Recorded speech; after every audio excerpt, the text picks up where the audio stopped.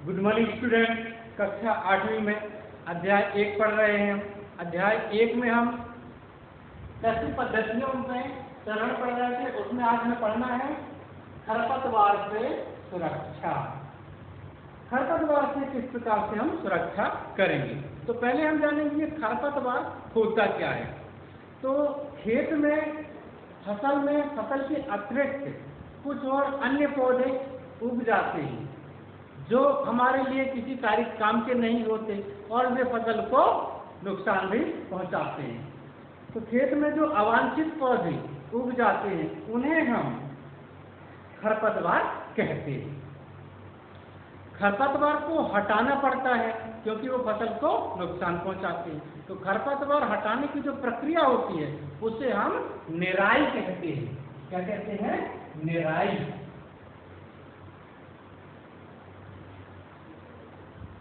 क्यों? अब खरपतवार क्यों हटाना पड़ता है? क्योंकि जो खरपतवार होते हैं वे पानी को भी शोषित करते हैं, पोषकों को जो हम खेतों में खाद देते हैं और उर्वरक देते हैं उन सभी का पोषण करते हैं, अर्थात उन सभी को उपयोग कर लेते हैं और जगह का भी उपयोग करते हैं, प्रकाश का भी उपयोग करते हैं और फसल को इस तरह से कई प्रकार से नुकसान पहुंचाते हैं।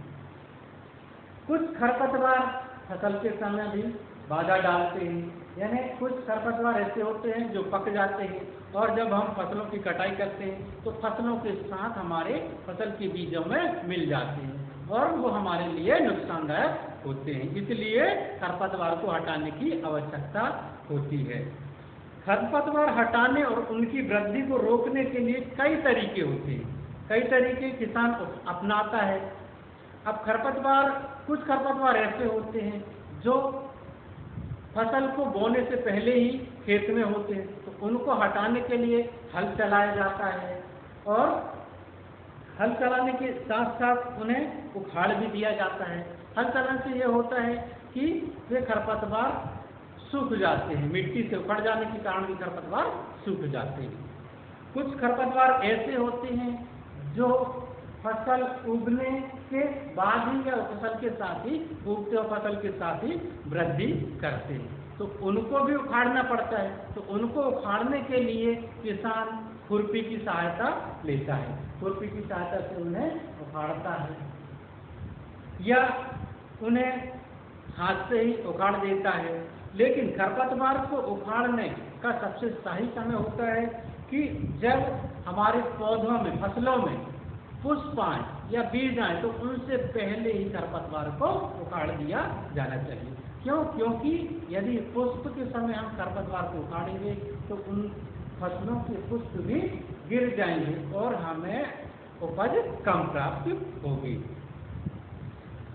खरपतवार को निकालने का कुछ और तरीका है, जैसे रसायनों का प्रयोग किया जाता है। रसायन अर्थात केमिकल दवाइयों का उपयोग करके भी खरपतवार को नष्ट किया जा सकता है।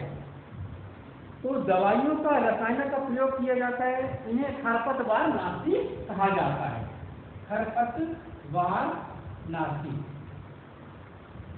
इनसे खरपतवार नष्ट हो जाती है। खरपतवार नाशी का प्रयोग कैसे करते हैं हम? ये लिक्विड रूप में आती हैं, दवाई के रूप में आती हैं। इन्हें हम पानी के साथ मिलाकर विशेष पंप की सहायता से खेतों में छिड़काव करते हैं। इनमें से कुछ एक दो के नाम है, जैसे 2,4-D, 2,4-D और भी कई प्रकार के रसायन आते हैं जिनका हम खरपतवार को हटाने में प्रयोग करते हैं। लेकिन खरपतवार हटाने के लिए रसायनों का प्रयोग करते समय बहुत अधिक सावधानी रखना चाहिए। इसको प्रयोग करने के समय में मुंह पर मास्क अर्थात कपड़ा लगा लेना चाहिए, क्योंकि इनकी गंध बहुत ही विषैली होती है और मनुष्यों के लिए हानिकारक होती है। खरपतवार नाशी का प्रयोग करके जो रसायनों का प्रयोग करते हैं हम, तो रसायनों का प्रयोग के कुछ हानिकारक प्रभाव भी हैं, जैसे वे खेतों की उर्वरा शक्ति को कम कर देते हैं और कुछ खरपतवार नाशी जो होते हैं वो धरातल में नीचे चले जाते हैं या पानी के साथ मिलकर बहकर नदियों तालाबों में चले जाते हैं जिससे नदियों तालाबों का जल गंदा हो जाता है और दूषित भी हो जाता है, जो जीवों के लिए काफी नुकसानदायक होता है।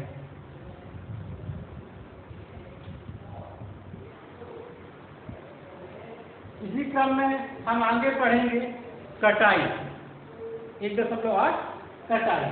अब फसलों पक जाने के पश्चात उनकी कटाई करना पड़ता है। तो फसल को पकने में लगभग 3-4 महीने का समय लगता है।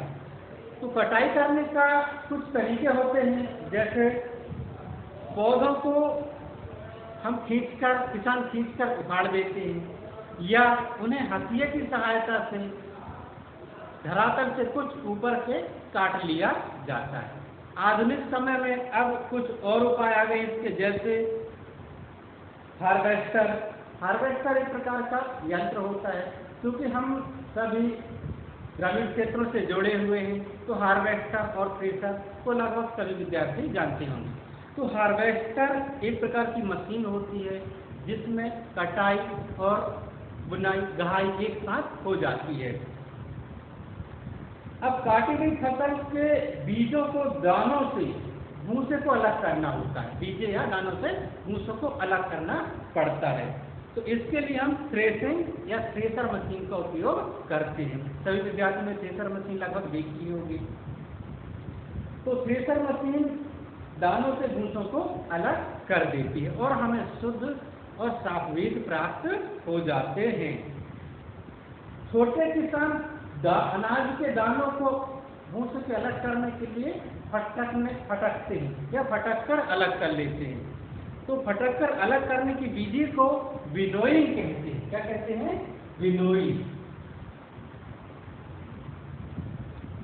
विनोइंग करने के लिए मशीन भी आती है, जैसा कि चित्र 1.9 में दिखाया गया है। यहाँ चित्र में कुछ मशीनें भी दिखाएंगी, उन्हें भी देखना है आपको। जैसे चित्र 1.7 में दराती दिखाया गया है, जिसे हम साधारण भाषा में हथिये बोलते हैं, हथिया। चित्र 1.8 में कंबाइन अर्थात हार्वेस्टर मशीन दिखाई गई है और चित्र 1.9 में विनोइंग मशीन दिखाई गई है। तो इस तरह से कटाई की जाती है। Next video.